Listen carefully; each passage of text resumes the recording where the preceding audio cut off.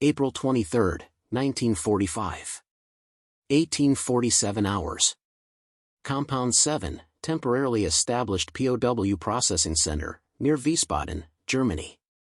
Inge Hoffmann pressed her face against the wire fence, watching American soldiers unload wooden crates from canvas-covered trucks. The smell hit her first: roasted meat, fresh bread, something she hadn't experienced in 18 months. The woman beside her, Elsa Bergman, whispered with trembling lips, "They're preparing our final meal before execution." The propaganda was true. But what emerged from those trucks wasn't preparation for death. It was 400 pounds of roasted pork, 600 loaves of fresh-baked bread, and the complete collapse of everything Dr. Goebbels' ministry had taught them about American savagery. What happened next would fundamentally challenge everything these women believed about their captors, their cause, and the true nature of the war that had consumed Europe. The journey to understanding what occurred in April 1945 begins not with American food supplies, but with the systematic psychological preparation that had convinced German women they faced torture and death at American hands. The Reich Ministry of Public Enlightenment and Propaganda, under Joseph Goebbels' direction, had spent 12 years constructing an elaborate narrative about Allied brutality. Documents recovered from the ministry's Berlin headquarters in May 1945 revealed the depth of anti-American messaging directed specifically at German women. Directive 847, dated March 15, 1943, outlined explicit instructions for women's auxiliary services. American forces practice systematic starvation of prisoners. Female captives face particular degradation. Surrender means slow death from hunger, followed by abuse that violates all concepts of human dignity. The propaganda had been relentless and specific. Radio broadcasts detailed fabricated accounts of American atrocities. Newsreels showed staged scenes of prisoner mistreatment. Educational materials for the League of German Girls included entire sections on maintaining honor through resistance until death rather than accepting capture by subhuman American forces. Greta Waldheim, who served as a telecommunications operator for the Wehrmacht's 7th Army, recalled in post-war testimony to American intelligence officers, from 1943 onward, every briefing included warnings about American treatment of prisoners. "We were told they would starve us deliberately," that Jewish advisors to Roosevelt had advocated extermination of German women. "I believed every word." We all did. The psychological conditioning ran deep. The Nazi regime had created an entire mythology around American barbarism, weaving together racial theory, anti-Semitic conspiracy, and wartime propaganda into a comprehensive worldview that made surrender seem worse than death.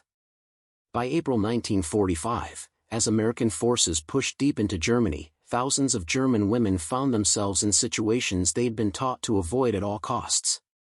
These weren't combat soldiers but auxiliary personnel, communications operators, administrative staff, medical workers, and logistics coordinators who had served Wehrmacht and Luftwaffe units. The 103rd Infantry Division, advancing through southern Germany in mid-April, encountered unusual resistance from these auxiliary units. After-action reports noted that German women personnel often attempted to flee or hide rather than surrender, behavior that puzzled American field commanders who had encountered more willing surrender from male Wehrmacht soldiers. Lieutenant Colonel James Harrington, commanding 2nd Battalion, 411th Infantry Regiment, documented in his operations log dated April 18, 1945, encountered German female telecommunications unit near Neustadt. Personnel attempted to destroy equipment and flee despite hopeless tactical situation. Required 3 hours of loudspeaker appeals in German to secure their surrender. Women appeared terrified, several weeping openly. Behavior inconsistent with military personnel facing standard POW processing. The women who surrendered that day, approximately 73 personnel from various Wehrmacht auxiliary services, represented a cross-section of Nazi Germany's total war mobilization. Their ages ranged from 19 to 44 years old. Their roles had included radio operators, telephone switchboard technicians, administrative clerks, medical orderlies, and supply coordinators. What united them was absolute conviction that American captivity meant death by starvation, if they were fortunate, or worse if they were not. This belief had been reinforced not just through official propaganda but through the rumor networks that flourished in the chaos of Germany's collapse. Frieda Klein, aged 22, who had served as a medical orderly with the 17th SS Panzergrenadier Division, provided testimony that captured the prevailing mindset. We had heard from refugees fleeing the Eastern Front about Soviet treatment of prisoners. The propaganda told us Americans were even worse because they were controlled by Jewish interests seeking revenge. I genuinely believed I would be dead within days of capture. I considered suicide but lacked the courage. I prayed for a quick death. The Americans who processed these prisoners faced a unique challenge. Standard POW procedures had been designed for combat soldiers, not for terrified women convinced they faced imminent execution. The 103rd Infantry Division's intelligence section quickly recognized they were dealing with a psychological crisis that required immediate attention. Captain Robert Walsh, serving as S2 intelligence officer for the 411th Infantry Regiment, noted in his report dated April 19, 1945, female POWs exhibit extreme psychological distress beyond normal capture stress. Multiple prisoners expressed surprise at not being immediately executed. Several refused food initially, believing it was poisoned. Recommend immediate psychological intervention and demonstration of proper POW treatment per Geneva Convention. The decision to establish a dedicated processing center for female prisoners of war came from unexpected quarters. Colonel Henry Mitchell, commanding the 103rd Infantry Division's Rear Area Security, had served as a civilian attorney in Philadelphia before the war.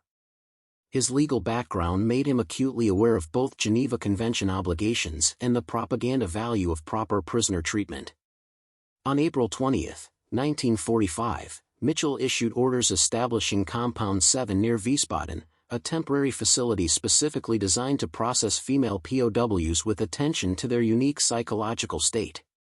The compound, established in a former German agricultural training school, would become the site of one of the war's most documented examples of the gap between Nazi propaganda and Allied reality. The facility's establishment involved careful planning documented in 103rd Division records. The compound featured separate barracks with privacy provisions, medical facilities staffed with female medical personnel when available, and most significantly, food service infrastructure capable of providing the same rations supplied to American troops. Lieutenant Sarah Brennan, one of the few Army nurses assigned to the facility, described the initial conditions in her diary, now preserved in the Women's Army Corps archives, April 21, 1945. Arrived at Compound 7 to find 127 German women prisoners in various states of psychological distress. Many refuse to eat, believing food is poisoned. Several have attempted to give their rations to others, saying you should eat while you can. They genuinely believe they will be starved. The disconnect between their expectations and our intentions is profound. The American response involved not just meeting Geneva Convention requirements but exceeding them as a deliberate strategy. Colonel Mitchell's April 21 memo to Division Headquarters explained the reasoning. Proper treatment of female POWs serves multiple purposes. First, it fulfills our legal and moral obligations. Second, it undermines German propaganda that has sustained resistance. Third, it may encourage further surrenders as word spreads. Recommend allocation of additional rations to demonstrate clear contrast with their expectations. The authorization came swiftly. By April 22, Compound 7 received allocation for full American field rations, the same food provided to frontline troops. The menu for April 23 would include roasted pork, fresh bread, canned vegetables, coffee with real sugar, and chocolate bars, a feast by German civilian standards in spring 1945, when even Wehrmacht troops often survived on inadequate rations. The preparation of this meal involved the 103 RD Division's Quartermaster Section and Field Kitchen units. Sergeant William Harrison, serving with the division's Quartermaster Company, recalled the unusual orders. We got told to prepare a full hot meal for about 150 prisoners, but to make it special. Fresh bread from the bakery company, roast pork instead of the usual stew, real coffee, the works. The captain said these women expected to be starved, and we were gonna show them what American logistics could do. The psychological impact of food went beyond mere sustenance. In Germany's collapsing economy, food had become the ultimate measure of power and security. American abundance represented something German propaganda had insisted was impossible, that the United States possessed industrial and agricultural capacities so vast it could feed its enemies better than Germany fed its own people. April 23, 1845 hours. The field kitchens began delivering food to Compound 7. The women, gathered in the main barracks under guard, could smell the cooking long before they saw it. The reaction, documented by multiple observers, revealed the depth of their psychological conditioning. Inge Hoffmann, the woman who would later provide the most detailed testimony about this experience, described the moment the smell reached us first. Roasted meat. Real bread. It was impossible. We had been fed watery soup twice since capture. We assumed this was the starvation ration before they stopped feeding us entirely. But this smell was from my childhood, from before the war, from a world that no longer existed. The distribution of food began at 1847 hours. American soldiers, following careful instructions from Colonel Mitchell, served the food with deliberate courtesy. Each woman received a tin plate with portions that seemed impossible: 6 ounces of roasted pork, 2 thick slices of fresh white bread, canned green beans, coffee with sugar, and a Hershey's chocolate bar. The initial reaction was not gratitude but suspicion and confusion. Several women refused to take their plates. Others took them but set them aside, untouched. Still others broke down crying, overcome by cognitive dissonance between expectation and reality. Elsa Bergman, who had worked as a stenographer at Wehrmacht headquarters in Stuttgart, later testified, "I thought it was a cruel joke. Feed us one real meal, then nothing, to make the starvation worse. Or perhaps the food was drugged, they would interrogate us while unconscious. I could not believe they would simply feed us properly because it was right to do so." Lieutenant Brennan recognized the psychological barrier preventing the women from eating. Working with Anna Fischer, a German-speaking American officer of German Jewish heritage, they addressed the prisoners directly. Fischer's words, recorded in multiple testimonies, were simple: "This food is not poisoned. It is not a trick. It is your ration as prisoners of war under the Geneva Convention. The American Army feeds its prisoners the same food it feeds its soldiers. We will feed you this way every day you are in our custody. You are not going to be starved." The act of eating that first meal took nearly 2 hours. The women approached the food cautiously, torn between desperate hunger and deeply ingrained fear. What happened during those 2 hours, documented through multiple sources, represented more than just a meal. It was the beginning of a psychological transformation that would challenge everything these women believed about their enemies and, by extension, their own cause. Greta Waldheim, the telecommunications operator, described her first bite: "I had not eaten real meat in 4 months. Wehrmacht rations had been reduced repeatedly. Civilian rations were worse. I picked up the pork with shaking hands, expecting it to taste wrong, to be spoiled or drugged. The moment I tasted it, properly cooked, seasoned, still warm, something broke inside me. I started crying and couldn't stop. Not from gratitude, but from the realization of how thoroughly we had been deceived." The bread proved equally significant. By April 1945, German civilian bread rations consisted of 225 grams of ersatz bread per day, often made with sawdust, potato flour, and whatever grain could be found. The white bread served at Compound 7, baked by the 103 RD Division's bakery company using American flour, represented a luxury most of these women hadn't experienced in years. Frieda Klein, the medical orderly, remembered the bread specifically: "It was soft. White. Real wheat. I held it in my hands and thought of my mother's kitchen before the war." We had been told that America was starving, that their economy had collapsed, that Jewish financiers had destroyed their agriculture. Yet here was bread better than anything available in Germany even in peacetime. The contradiction was impossible to ignore. The coffee generated perhaps the most visceral response. Real coffee had disappeared from German civilian life by 1943, replaced by chicory, acorn, and grain-based ersatz substitutes. The American field coffee, while standard issue and considered unremarkable by GIs, represented genuine luxury to the prisoners. Inge Hoffmann's testimony captured this. They gave us coffee with real sugar. Sugar. I had forgotten what it tasted like. In Germany, sugar had been reserved for military use. Civilians received 150 grams per month if supplies permitted. Here were our captors, the enemy who supposedly wanted to starve us, providing sugar freely. The cognitive dissonance was overwhelming. But the chocolate bars, the Hershey's bars included with each meal, created the most profound impact. Chocolate had been unavailable to German civilians for years. Even Wehrmacht soldiers rarely saw it. The casual inclusion of chocolate as a standard component of American rations demonstrated a level of abundance that German propaganda had insisted was impossible. Lieutenant Brennan observed the psychological impact. When they realized the chocolate was real, that they were each getting their own bar, several women broke down completely. One woman, Anna Richter, held her chocolate bar and said in English, "You give this to prisoners? This is for children on Christmas. This is treasure." She couldn't comprehend that American soldiers received these routinely. It fundamentally challenged everything they believed about comparative living standards. The meal concluded around 20-30 hours.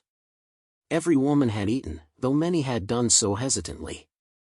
The empty plates represented more than satisfied hunger, they represented the first crack in the psychological armor that Nazi propaganda had constructed over 12 years. Colonel Mitchell toured the compound at 2,100 hours, accompanied by Anna Fisher to translate. He addressed the prisoners directly, his words recorded in division records. "You have been told that Americans are barbaric, that we would starve you or worse. You now know this is false. You will receive 3 meals daily, the same food our soldiers eat. You will receive medical care if needed. You will be treated according to the Geneva Convention. We do not make war on women or prisoners. We make war on Nazism and those who would not surrender." The response from the prisoners was mixed. Some expressed visible relief. Others remained suspicious, unwilling to believe that proper treatment would continue. Still others experienced something more complex, a crisis of belief that extended beyond immediate survival to fundamental questions about the war, their cause, and everything they had been taught. Elsa Bergman articulated this crisis in testimony given weeks later. That first meal created more doubt than any Allied propaganda could have achieved. We had been raised in the Nazi system. We believed in German superiority, in the Führer's wisdom, in the corruption and weakness of America. But people who were supposedly subhuman, controlled by Jewish puppet masters, corrupted by capitalism, those people fed us better than our own government had fed us. Either everything we believed was wrong, or this was an elaborate deception. The second option became harder to believe with each meal. The night of April 23rd to 24th passed with unprecedented quiet in Compound 7. Guards reported that unlike previous nights, there was little crying, less obvious distress. The women slept with full stomachs for the first time in months, perhaps years. But the psychological impact went deeper than physical comfort. As these women lay in their bunks that night, full and warm and alive, they faced an uncomfortable reality. They had been lied to, systematically and thoroughly, about the nature of their enemies. If the propaganda about American treatment was false, what else might be false? The question, once raised, could not be unasked. Before we jump back in, tell us where you're tuning in from, and if this story touches you, make sure you're subscribed, because tomorrow, I've saved something extra special for you. The morning of April 24, 1945, began at 0630 hours with a breakfast that would have been unremarkable in any American mess hall but represented continued impossibility for the German women at Compound 7. Hot oatmeal with brown sugar, canned milk, fresh bread with butter, and coffee. The butter alone, real dairy butter, not the ersatz margarine that had become standard in Germany, created renewed astonishment. Inge Hoffmann documented this period in a diary she began keeping, written on paper provided by American authorities. Her entries, preserved in National Archives records, provide intimate details of the psychological transformation occurring within the compound. April 24. They fed us again. Breakfast like the ones I remember from childhood. The American guards seemed puzzled by our reactions. To them, this is ordinary. To us, it is proof that everything we were taught was inverted. The rich are not starving. The weak are not desperate. We were the desperate ones, and we called ourselves strong. The routine established over the following days followed standard POW processing procedures, but with additions designed to address the unique psychological state of these prisoners. Medical examinations revealed the physical toll of Germany's collapsing infrastructure. Of the 127 women in Compound 7, medical records documented that 89 showed signs of malnutrition, 34 had untreated infections or injuries, and virtually all exhibited vitamin deficiencies common in German civilians by 1945. Captain Dorothy Williams, an Army Medical Corps physician assigned to the compound, noted in her report dated April 26, 1945, "These women are healthier than typical German civilians we've encountered, likely due to their military service providing better rations than civilian allocation. However, they show clear signs of prolonged inadequate nutrition. Most significant is their psychological state. Many expressed genuine confusion about why they're receiving medical care. Several asked if treatment would be withheld as punishment. The depth of their indoctrination about American cruelty is remarkable. The treatment regimen included not just addressing immediate health concerns but improving overall nutrition. Daily caloric intake at Compound 7 exceeded 3,000 calories per prisoner, matching American military field rations. This compared to German civilian rations of approximately 1,200 to 1,500 calories daily by spring 1945, and even Wehrmacht rations had fallen to around 2,000 calories for rear area personnel. The physical transformation became visible within days. Faces filled out slightly. Energy levels improved. But more significantly, the psychological impact of consistent, abundant food began breaking down years of propaganda conditioning. Greta Waldheim's testimony captured this evolution. By the third day, we stopped suspecting the food was poisoned or would suddenly stop. We began to accept that this was their standard treatment. This acceptance created a new problem. We had to confront what it meant. If Americans fed their prisoners better than Germany fed its own people, what did that say about German strength? About American weakness? About everything we'd been told? The compound's population grew as American forces continued their advance. By April 28, Compound 7 held 243 German women from various auxiliary services. The newcomers arrived with the same terror and expectations as the first group, and their transformation followed the same pattern. But now they encountered not just American assurances but testimony from women who had already experienced several days of proper treatment. Elsa Bergman found herself explaining the reality to newly arrived prisoners. "I became a translator of the impossible. Women would arrive expecting death, and I would tell them, they will feed you. Really feed you. Better than we ate in uniform." They wouldn't believe me until they saw their first meal. Then they would have the same crisis we had. If this is false, what else is false? The American command recognized the propaganda value of this transformation. Colonel Mitchell's report to 7 Corps Headquarters, dated April 29, 1945, explicitly noted, female POW compound producing unexpected intelligence value. Prisoners expressing willingness to discuss German defensive preparations, not from coercion but from voluntary cooperation following realization of proper treatment. Several have requested to make statements for broadcast to German forces still resisting. Recommend expansion of program. The psychological warfare potential was immediately recognized at higher command levels. By early May, the Psychological Warfare Division had established a program allowing German women POWs to record messages broadcast via loudspeaker to German forces. These messages, preserved in Army archives, carried more credibility than any Allied propaganda because they came from German women describing their actual experience.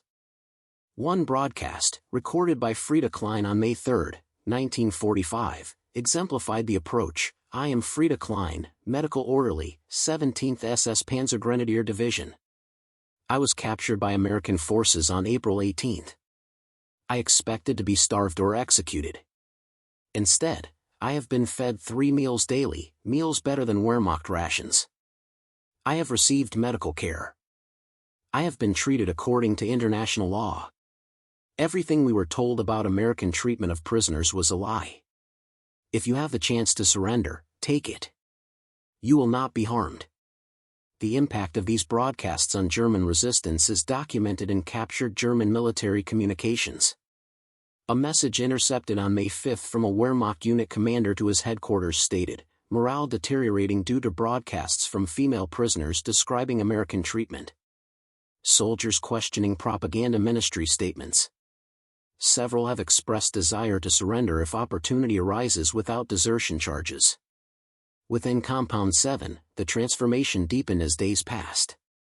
The women began engaging with their captors beyond basic necessity.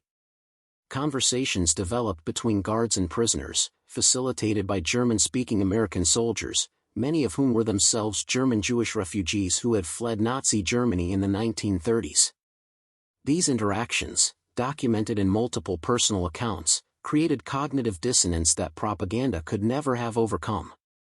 Anna Fischer, the German Jewish American officer, described one particularly significant exchange. A prisoner named Helga Werner asked me where I learned German. I told her I was born in Munich, that my family fled in 1938 because we were Jewish. She went silent. Then she asked, "But you're an American officer. You have authority here. You could." She couldn't finish. I understood what she couldn't say. I could take revenge, and I was choosing not to. This broke something in her understanding of the world. The daily routine established at Compound 7 became a laboratory for psychological transformation. Morning formation at 0700, breakfast at 0730, medical sick call at 0900, work details for compound maintenance at 1000, lunch at 1200, afternoon rest period, dinner at 1800, and evening free time until lights out at 2200. This structure, combined with consistent adequate food, created stability that allowed deeper psychological processing. Inge Hoffmann's diary entry from May 1, 1945, reflected this processing. "We have been here for 8 days. 8 days of 3 meals daily. 8 days of not being beaten, starved, or abused. 8 days that contradict 12 years of teaching. I find myself thinking dangerous thoughts. If they lied about this, what else was a lie? The Jewish conspiracy? The subhuman Slavs? The necessity of the war itself? Each meal is another brick removed from the wall of belief that sustained me." By early May 1945, Compound 7 had evolved from a simple POW processing center into something more complex, a place where German women were forced to confront not just the falsity of propaganda about their enemies, but harder questions about their own complicity in the Nazi system. The turning point came on May 4, 1945, when American military authorities made a decision documented in 7 core records. A group of 50 prisoners from Compound 7, selected for their English language ability and apparent psychological stability, would be transported to view the recently liberated Buchenwald concentration camp, located approximately 180 kilometers away. The decision was controversial even within American command. Colonel Mitchell's objections were documented in his May 3 memo. "These women are auxiliary personnel, not combat troops or SS. They bear guilt for serving the Nazi state, but may not have known the full extent of Nazi crimes. Exposing them to concentration camp evidence risks psychological breakdown. However, confronting them with reality may be necessary for genuine denazification." The decision came from higher headquarters. Major General J. Lawton Collins, commanding 7 Corps, authorized the visit with explicit purpose documented in his orders. German civilians and military personnel consistently claim ignorance of concentration camps. This ignorance, whether genuine or feigned, must be confronted with undeniable evidence. Female POWs will witness camp conditions and provide testimony about their knowledge or lack thereof. On May 5, 1945, At 0800 hours, 50 German women prisoners boarded U.S. Army trucks for the journey to Buchenwald. Among them were Inge Hoffmann, Greta Waldheim, Elsa Bergman, and Frieda Klein, women whose testimonies would later provide detailed accounts of what they witnessed. The journey took 4 hours through devastated German countryside. The women remained mostly silent, uncertain about their destination. Some assumed they were being transferred to another facility. Others feared the humane treatment had been temporary and something darker awaited them.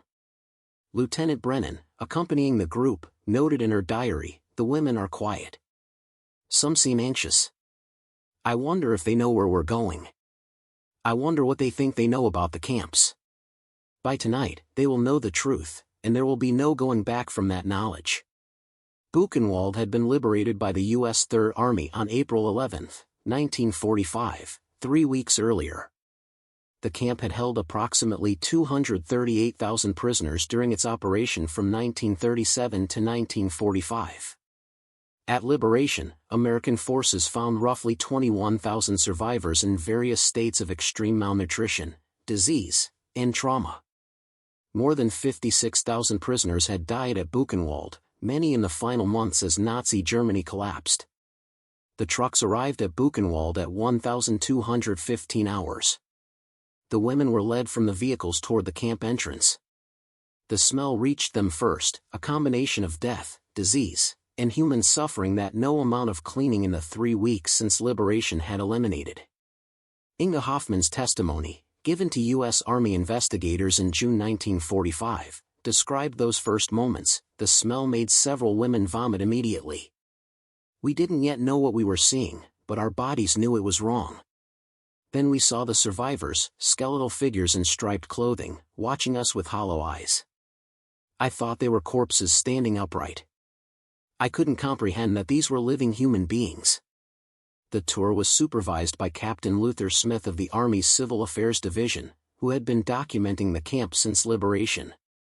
His presentation to the German women, recorded by Army Signal Corps photographers, pulled no punches. "This is Buchenwald concentration camp. This was operated by your government for 8 years. The prisoners you see survived. More than 56,000 did not.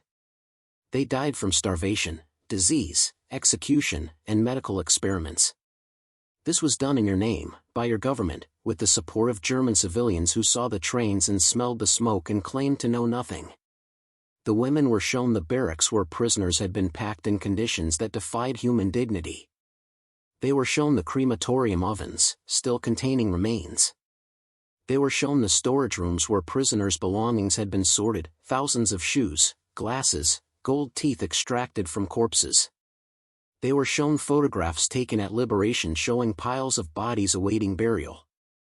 Greta Waldheim's testimony described her reaction. "I refused to believe it at first. I thought it was Allied propaganda, staged to make us feel guilty. But the smell was real. The survivors were real. The ovens were real. I saw a pile of children's shoes and I collapsed. I couldn't breathe. I had served the system that did this. I had believed in the cause that created this." Several women suffered psychological breaks requiring immediate medical intervention. 4 had to be removed from the tour due to severe reactions. But for most, the shock gave way to a more terrible realization: this was real, it was German, and they had been part of the system that enabled it. The survivors added another dimension to the horror. Many spoke German, having been arrested in Germany or Austria for political opposition, being Jewish, or other reasons the Nazi state deemed sufficient for imprisonment. Some survivors confronted the German women directly. Frieda Klein's testimony recounted one such confrontation. "A survivor approached me. He was perhaps 40 years old but looked 70. He asked in German where I was from. I said Stuttgart. He said he was from Munich, that he had been a teacher before his arrest in 1938 for being a social democrat. He asked if I had known about the camps. I said no. He looked at me with such sadness and said, 'Everyone says they didn't know.' But the trains ran through German cities. The smoke was visible. The guards were German boys from German towns. You didn't know because you chose not to know. I had no answer for him. The confrontation with concentration camp reality created an immediate psychological crisis among the women. The journey back to Compound 7 was marked by silence, weeping, and in several cases, complete catatonic withdrawal. Lieutenant Brennan's diary entry that evening noted, "We may have broken these women psychologically.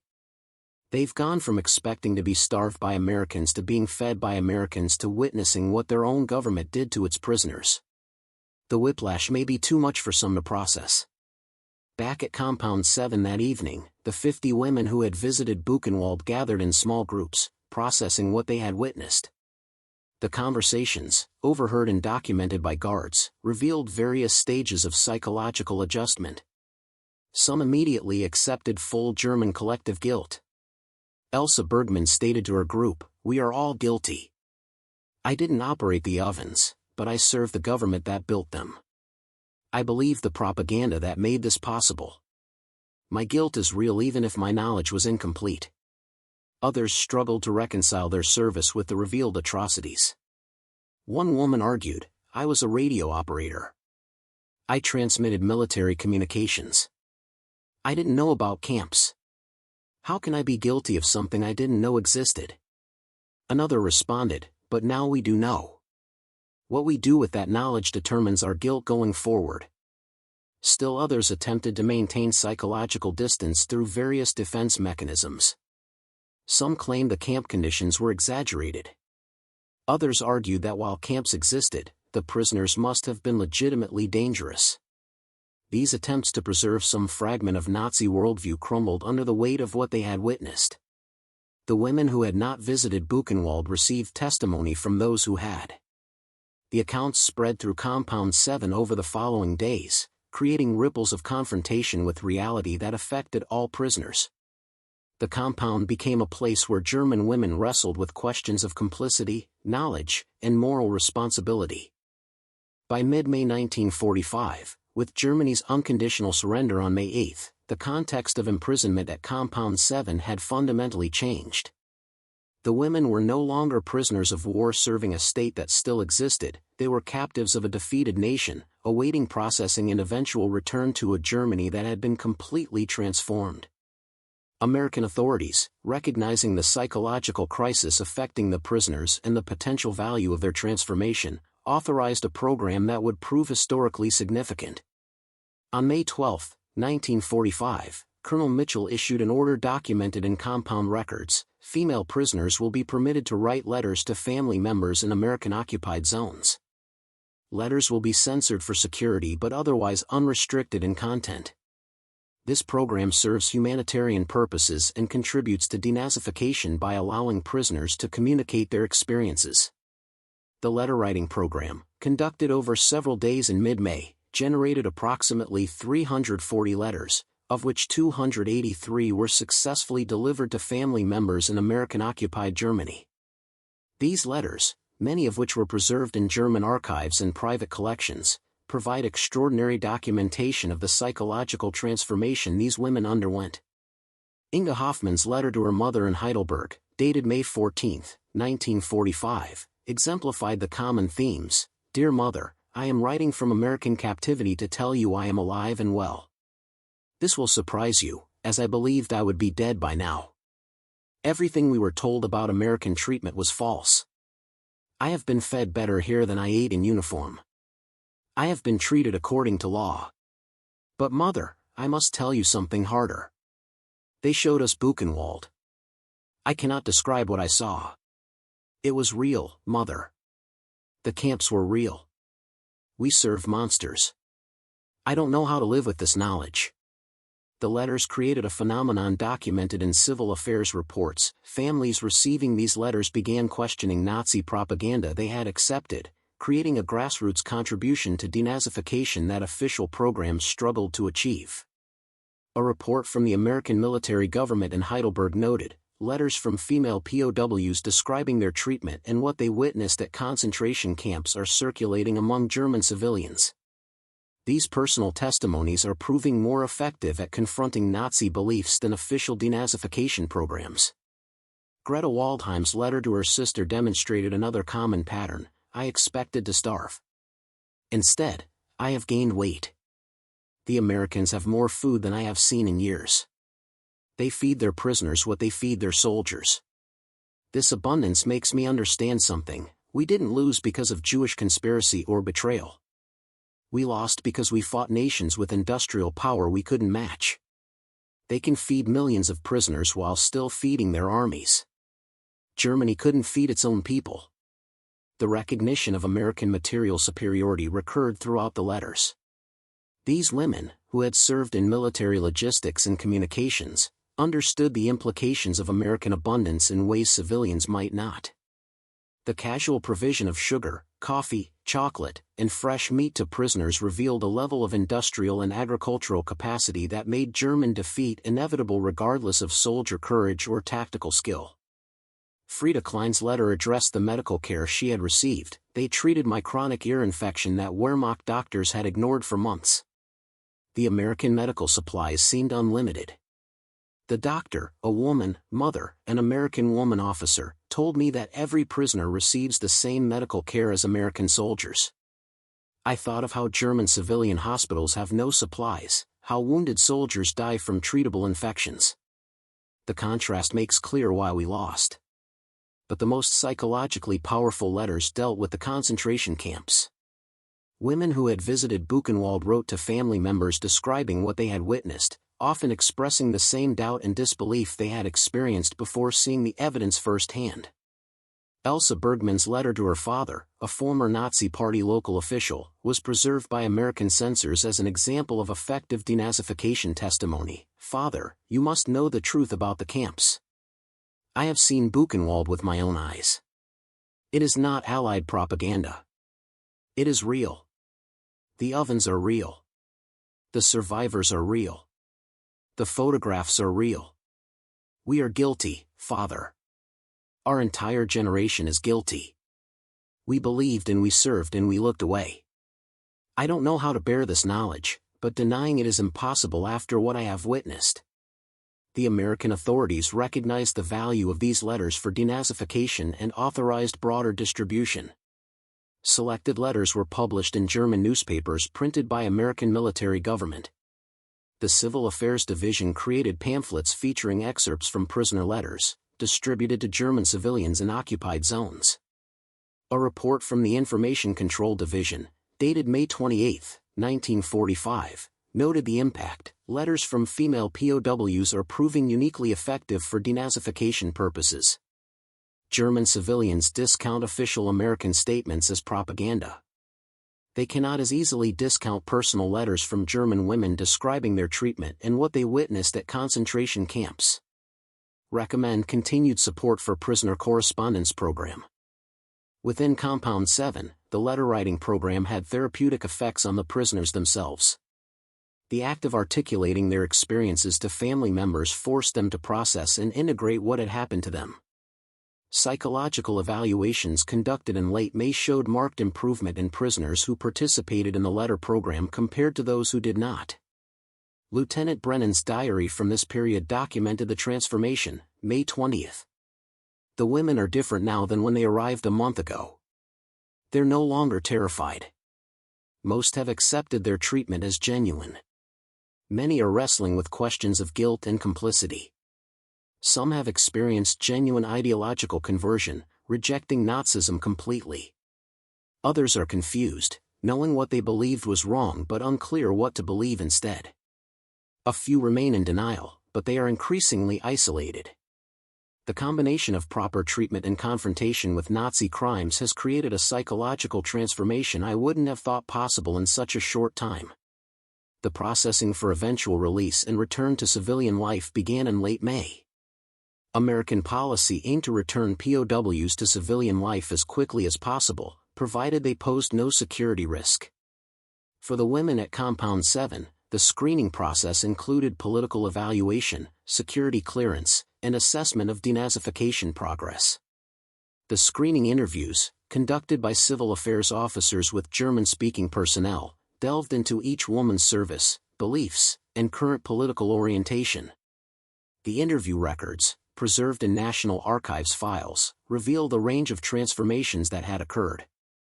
Some women expressed complete rejection of Nazi ideology. One interview transcript from May 25 recorded a prisoner stating, "I believe nothing I was taught. The racial theories were lies. The conspiracy theories were lies. The promises of victory were lies. I served a criminal regime. I bear guilt for that service. I want to help build a different Germany." Others expressed more complicated positions.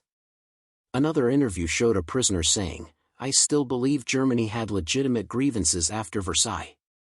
But the camps, there is no justification for the camps. I was wrong to support the government that built them. I don't know what I believe now about politics, but I know what I witnessed was evil." A few remained resistant to complete ideological change. One prisoner stated, "You feed us well and treat us properly. I acknowledge that. You showed us terrible things at the camp. I cannot deny what I saw. But none of this makes the war itself wrong or the Allied bombing of civilians right. I am confused about what I believe." The American screeners recognized that complete and immediate ideological transformation was unrealistic. The goal was not to create instant Democrats from former Nazi supporters, but to break the psychological hold of Nazi propaganda and create openness to different worldviews.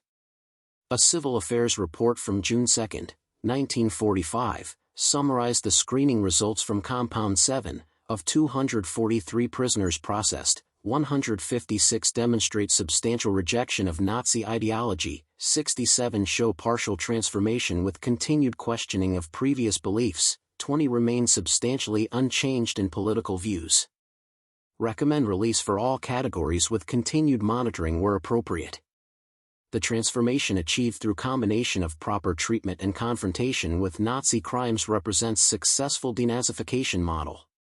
Preparing and narrating this story took us a lot of time, so if you are enjoying it, subscribe to our channel, it means a lot to us. Now back to the story.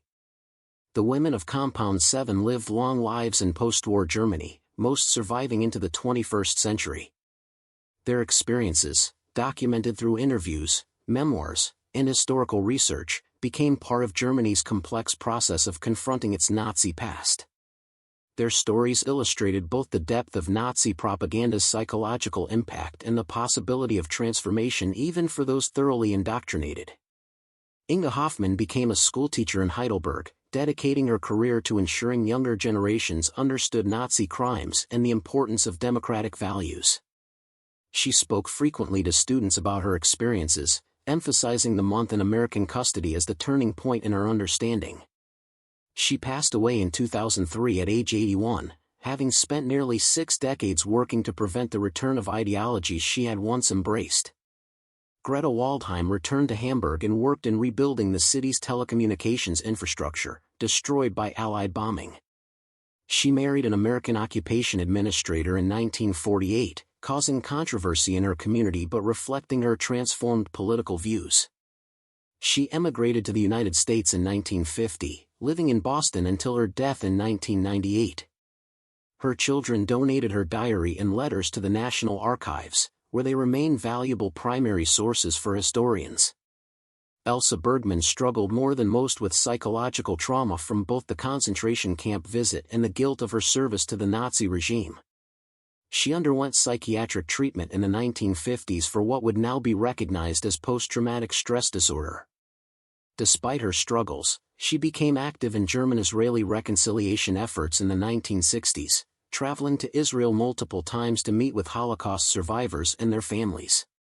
She died in 1989, having spent the final decades of her life working toward reconciliation and understanding. Frieda Klein remained in Stuttgart, working as a medical administrator in the rebuilding German healthcare system. She testified at several war crimes trials, providing evidence about Wehrmacht medical practices she had witnessed. Her willingness to testify against former colleagues cost her friendships but contributed to historical justice. She lived until 2007, passing away at age 84, still corresponding with American veterans she had met during her time in custody. The historical documentation of the Compound 7 experience remains extensive.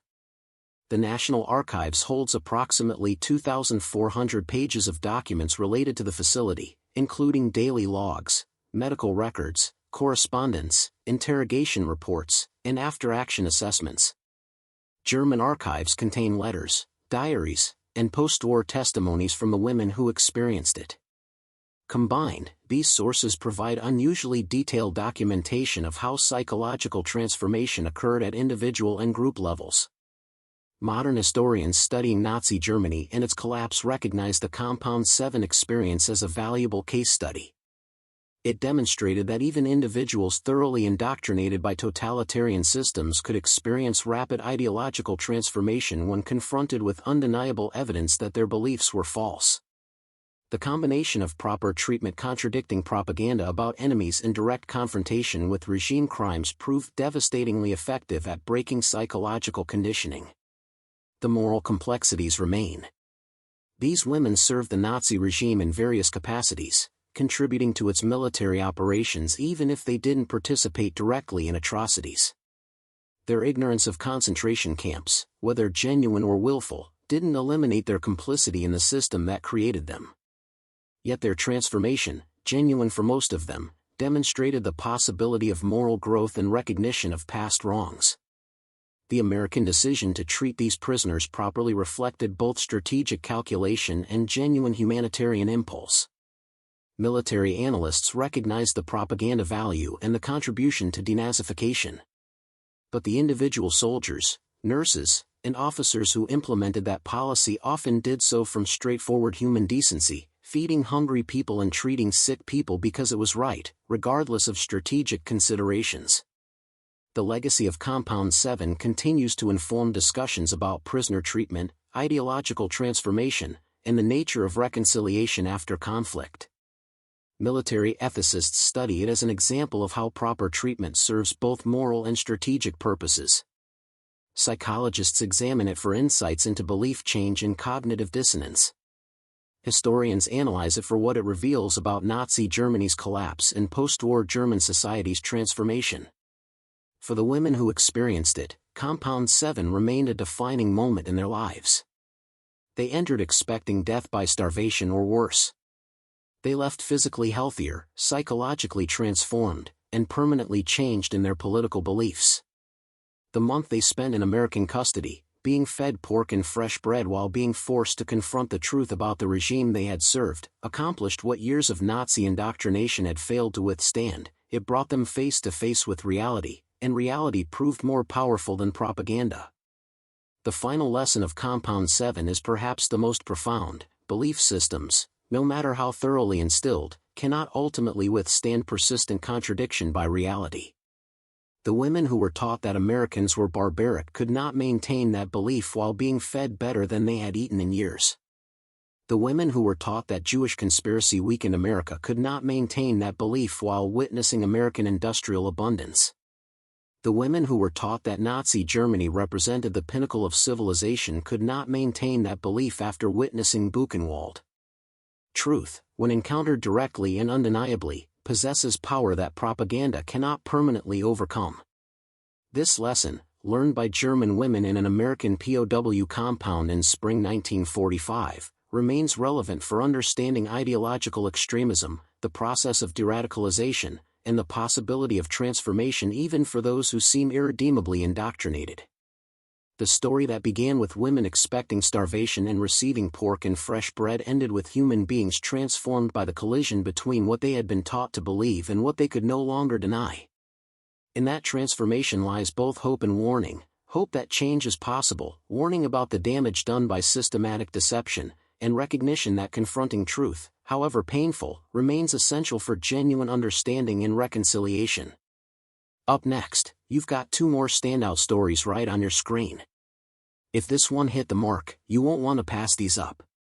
Just click and check them out. And don't forget to subscribe and turn on the notification bell so you don't miss any upload from us.